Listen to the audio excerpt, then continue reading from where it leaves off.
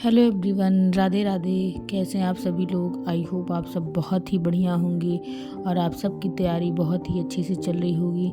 सो ये है मेरा यूपीएसआई प्रिपरेशन डे 11, जिसमें मैं अपना थोड़ा सा गैप हो गया था। उसके बाद मैं अपनी 11 डे पे पहुंच चुकी हूँ, 10वें दिन। यानी मेरा लगभग 21 दिन का चैलेंज चल रहा है, जिसमें मैं अपनी मैक्सिमम से मैक्सिमम सिलेबस कवर करने वाली हूँ। तो मैंने आपको बताया था मेरा ऑलमोस्ट हिस्ट्री पूरी तरीके से ख़त्म होने वाला है, बस उसमें रिवीजन क्वेश्चन बचेगा और उसके बाद मैं ज्योग्राफी स्टार्ट कर दूंगी और साथ साथ ही मैं बाकी चीज़ें भी पढ़ रही हूँ।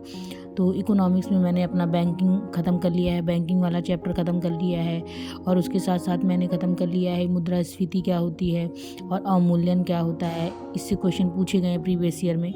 तो ये सारा टॉपिक मेरा ख़त्म हो चुका है और बैंकिंग में कुछ फुल फॉर्म्स भी पूछे जाते हैं, उसका फुल फॉर्म भी आपको तैयार करना होता है। आप कहीं लिस्ट बनाकर आप लिख सकते हैं, क्योंकि फुल फॉर्म से भी प्रीवियस ईयर में क्वेश्चन आए हैं।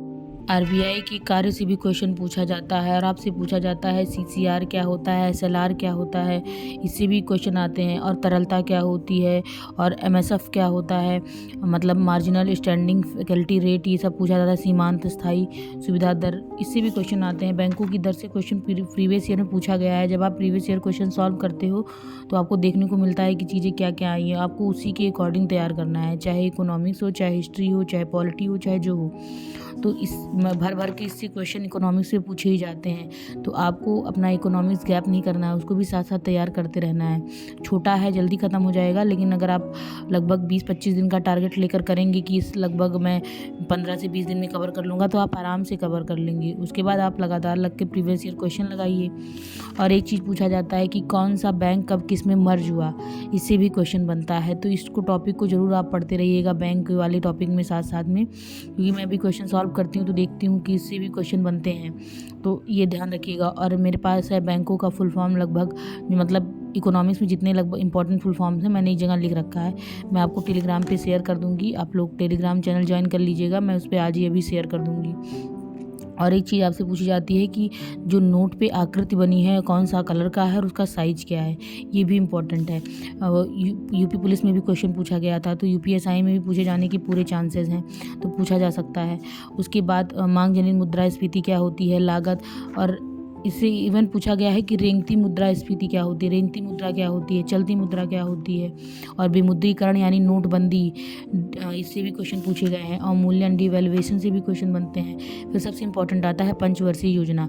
तो मैं अपना कल से स्टार्ट करूँगी पंचवर्षीय योजना। तो आज तक मेरा यहीं तक था, तो मैंने बैंकिंग की सारी चीज़ें जो उससे रिलेटेड थी कंप्लीट कर ली हैं। तो मैं कल से पंचवर्षीय योजना इकोनॉमिक्स में तैयार करूँगी। तो मैं सोच रही हूँ मेरा इकोनॉमिक्स और हिस्ट्री साथ साथ दोनों खत्म हो जाए। फिर इसके बाद मैं 2 सब्जेक्ट लेकर, यानी मैथ तो सब चल ही रहा है, हिंदी तो चल ही रहा है, फिर इसके बाद मैं 2 सब्जेक्ट लूँगी, ज्योग्राफी और पॉलिटी। उन दोनों को पूरी तरीके से ख़त्म कर दूँगी। फिर उसके बाद इनका साथ में रिवीजन चलता रहेगा, उसको टारगेट रहेगा ख़त्म करने का।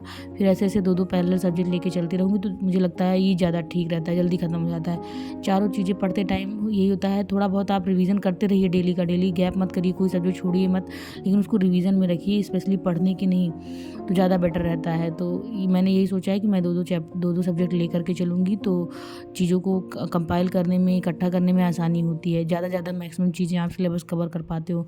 नहीं तो एक थोड़ा सा उसमें से पढ़ा, थोड़ा सा उसमें से, तो दिक्कत मुझे तो दिक्कत होती है। आप लोग को जैसे सही लगता है आप उसके अकॉर्डिंग आराम से पढ़ सकते हैं। और कमेंट करके ज़रूर बताइएगा कि आपकी टू डू लिस्ट कैसे रहती है, आप कैसे प्लान बना के पढ़ रहे हो और आपका कितना सिलेबस कंप्लीट हो गया है।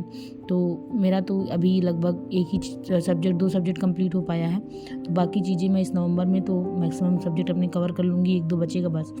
तो अगर आपको वीडियो पसंद आएगी तो लाइक शेयर सब्सक्राइब जरूर करिएगा। और मैंने लास्ट में अपना नोट्स भी मैं आपसे शेयर कर देती हूँ, दिखा देती हूँ कि आज के मैंने डे में क्या क्या पढ़ा है। स्पेशली मैं हिस्ट्री का बार बार आपको बता रही हूँ, तो मैं हिस्ट्री की ही नोट्स आपको दिखा देती हूँ। कल भी मैंने दिखाई थी, इसके पहले वाले वीडियो में दिखाई थी। मैं जितना पढ़ती हूँ मैं उतना दिखा दे रही हूँ, शेयर कर दे रही हूँ कि उसमें क्या क्या इंपॉर्टेंट चीज़ें हैं, वही लिखें। अगर आप एक बार बना ही रहे हैं हिस्ट्री की नोट्स, तो इतना बढ़िया से बनाइए कि अदर कोई भी एग्ज़ाम हो तो आपको अलग से कहीं बुक से हिस्ट्री पढ़ने की या कहीं ढूँढने की ज़रूरत ना पड़े, अलग से मैराथन क्लास देखने की ज़रूरत ना पड़े। आप अपनी कॉपी उठाइए, अपनी नोट्स उठाइए, सब उसी में सब आपको मिल जाए। तो मैंने बहुत अच्छे से बढ़िया से पूरी कंप्लीट नोट्स बनाई हिस्ट्री की, जैसा मैम बताती हैं, जितनी सारी चीज़ें बताती हैं, सब कुछ मैंने उसमें लिख रखा है। और साथ में मैम बता भी देती हैं कि PYQs कौन-कौन से आए हैं, इम्पोर्टेंट क्या-क्या हैं, जैसे कौन से आंदोलन बहुत ज़्यादा इम्पोर्टेंट है, कौन से आंदोलन कम इम्पोर्टेंट हैं। तो ये सब भी ध्यान रखना होता है, क्योंकि जब पूरा आप लिखे ही रहते हैं, पूरा लिखने वाले में से आपको पढ़ना ही है, तो उस हिसाब से करिए कि जो हाइलाइटेड रहेंगे लास्ट टाइम आप हाइलाइटेड वाली चीज़ों को ध्यान से पढ़िएगा। बाकी चीज़ों को एक बार आपने पढ़ा है स्किप भी कर सकते हैं। तो क्रांतिकारी आंदोलन पूरे इस टॉपिक में सबसे इम्पोर्टेंट था। तो क्रांतिकारी आंदोलन में जैसे पिछली बार पूछा गया था अभिनव भारत क्या था, जैसे मित्र मेला का नाम ही अभिनव भारत था। कब रखा गया ये पूछा जाता है, 1904 में अभिनव भारत नाम रख दिया गया। फिर आपसे पूछी जाती है अनुशीलन समिति का गठन कब हुआ था, कब बनाई गई थी और इसके संस्थापक कौन थे, ये भी पूछा गया क्वेश्चन है। और मुजफ्फरपुर बम कांड क्यों हुआ था, इसके पीछे कौन कौन था, ये भी पूछा जाता है। और दिल्ली बम कांड 1912 में हुआ था, तो किस किस टाइम में हुआ था, ये भी पूछा गया है। और विदेश में क्रांतिकारी आंदोलन कब चलना स्टार्ट हुआ था। और स्पेशली पूछा जाता है कि सबसे पहले विदेशी धरती पर तिरंगा झंडा किसने फहराया था, उनका नाम आता है मैडम भीखाजी कामा का।